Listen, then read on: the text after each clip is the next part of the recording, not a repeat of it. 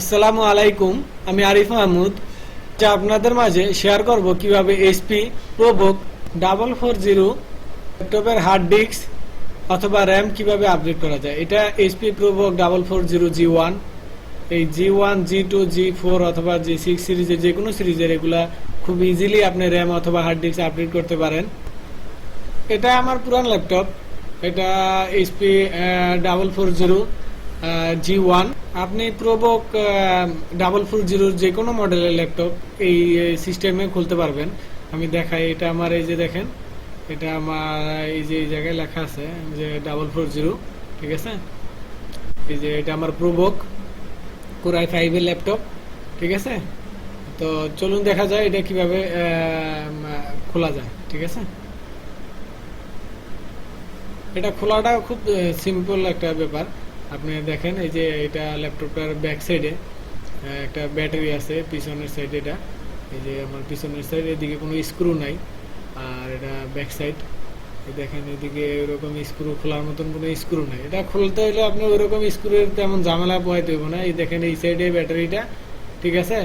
আর এই দুই পাশে দেখেন দুইটা লক আছে, এই লক দুইটা আসলে ব্যাটারি লক। এই দেখেন আমি দেখাই, এই দুইটারে আপনি এদিকে চাপ দিবেন, ঠিক আছে। এদিকে প্রেসার দিলে দেখবেন যে ব্যাটারিটা উপরের দিকে উঠে যাইতেছে। তো এই যে দেখেন আমি ব্যাটারিটা উঠাইতেছি, ঠিক আছে। উঠানোর পরে এটা কিন্তু সিম্পল, দুই সাইডে চাপ দিলে আপনার ব্যাটারিটা উঠে যেতেছে, ঠিক আছে। এখন আপনি কি করবেন, কোনো স্ক্রু খুলবেন না, কিছু করবেন না, ঠিক আছে। এই যে দেখেন আমি ব্যাটারি এদিক দিয়ে খুলে ফেলাইছি। আর এই যে দেখেন মাঝখানে এদিক দিয়া এই যে এই বরাবর একটা স্ক্রু আছে, ঠিক আছে। এই যে মাঝখানে দেখা যায় এদিকে একটা স্ক্রু আছে। আপনি ছোট স্টার স্ক্রু ড্রাইভার দিয়ে ওই স্ক্রুটা আগে খুলবেন, ঠিক আছে। এই মাঝখানে স্ক্রুটা দিয়ে, এটা কিন্তু আমার ছোট একটা স্টার স্ক্রু ড্রাইভার, এটা দিয়ে খুলবেন। এই দেখেন আমি এই স্ক্রুটা খুলতেছি, ঠিক আছে।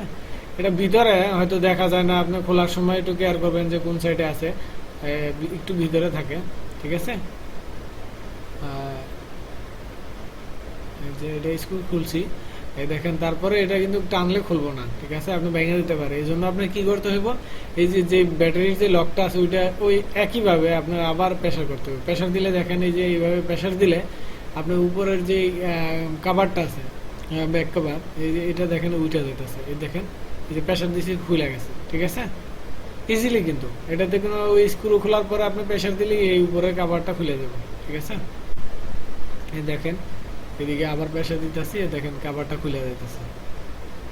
এদিকে দুইটা লক আছে, তো তাই এই কাভারটা ইজিলি খুলে যায়, ঠিক আছে। এই দেখেন আমি কাভারটা খুব সহজে খুলে নিলাম। তো এই স্ক্রুটা ওই জায়গায় রয়ে গেছে, আমি খুলে রাখছি কিন্তু নিতে ভুলে গেছি, সরি। এই যে স্ক্রু, ঠিক আছে।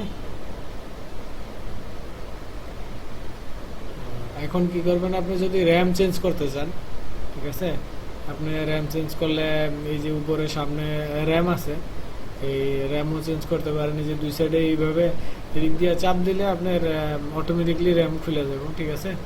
এই দেখেন, ঠিক আছে, এই যে র্যামটা খুলে গেছে।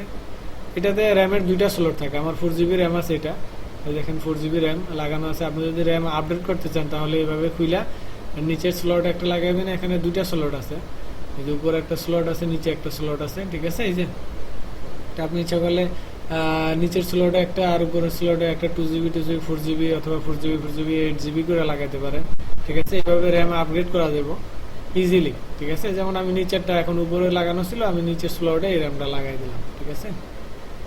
এই দেখেন লাগাই দিচ্ছি, ঠিক আছে। ইজি এইভাবে আপনি র্যাম আপগ্রেড অথবা র্যাম চেঞ্জ করতে পারেন। ইচ্ছা করলে উপরে আর স্লটে আরেকটা লাগাইতে পারেন, ঠিক আছে।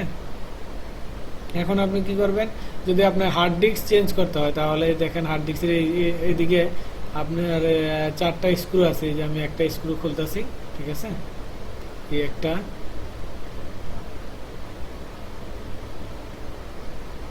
এই আরেকটা স্ক্রু খুলতেছি, এই আরেকটা, এই আরেকটা স্ক্রু খুলতেছি, এই আরেকটা, এই যে আরেকটা স্ক্রু খুলতেছে, ঠিক আছে। এই চার জায়গায় চারটা স্ক্রু থাকে ছোট ছোট, ঠিক আছে। আপনি তারপরে এটারে এইদিকে প্রেসার দিবেন, ওইদিকে, ঠিক ঠিক আছে। প্রেশার দেওয়ার পরে দেখবেন যে আপনার হার্ড ডিস্কটা খুলে যাবে, ঠিক আছে। তারপরে এইভাবে উঠাই নেবেন। এই হচ্ছে আপনার হার্ড ডিস্ক। ইচ্ছা করলে আপনি হার্ড ডিস্ক আপডেট করতে পারেন অথবা চেঞ্জ করতে পারেন, ঠিক আছে। এটা খুব ইজি। হার্ড ডিস্কের এই স্ক্রু খুলে এই কেসিংটা বসে আপনি ইচ্ছা হলে হার্ড ডিস্ক চেঞ্জ করতে পারেন, কোনো সমস্যা নাই, ঠিক আছে। হার্ড ডিস্ক ইজিলি খোলা যায়, এটা অত ঝামেলার কিছু না। আর যদি এটা লাগাইতে হয় পিছনের যে এই যে পিছনের যে অংশটা আছে, এটা প্রথমে ওই নিচে দেখবেন যে নিচে একটা ফাঁকা জায়গা আছে, ওগুলাতে এই কেসিংয়ের যে এই যে মাথাটা, এই মাথাগুলা আপনি ভিতরে ঢুকাই নেবেন প্রথমে।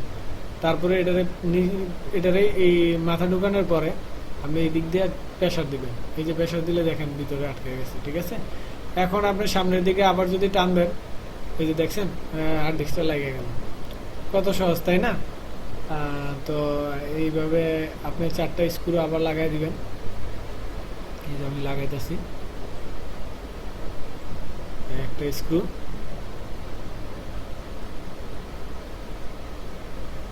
এই যে আরেকটা স্ক্রু, এই যে আমার 3 নম্বর স্ক্রুটা, ঠিক আছে। এই যে আমার 4 নম্বর স্ক্রু,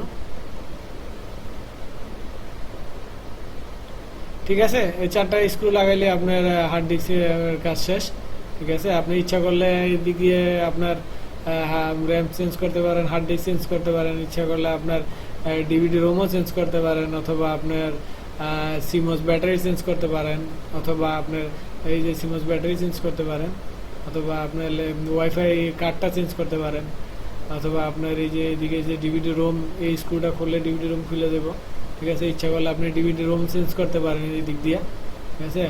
আর কিবোর্ড খুলতে হলে আরও কিছু জায়গায় খুলতে হয়, ওইটা আমি পরবর্তী ভিডিওতে দেখাই দেবো না। আর এইভাবে আপনি ইজিলি আপনার এইচপি প্রোবুক 440 সিরিজের যে কোনো ল্যাপটপের হার্ড ডিস্ক অথবা র্যাম ইজিলি চেঞ্জ করতে পারেন, ঠিক আছে। তো এইভাবে কাভারটা লাগানোর পরে আপনি এই স্ক্রুটা অবশ্যই লাগাবেন, ঠিক আছে। তা না হলে আপনার ওই যখন ব্যাটারিটা প্রেশার দিবেন তখন ওইটা খুলে যাবে, দেখেন, ঠিক আছে।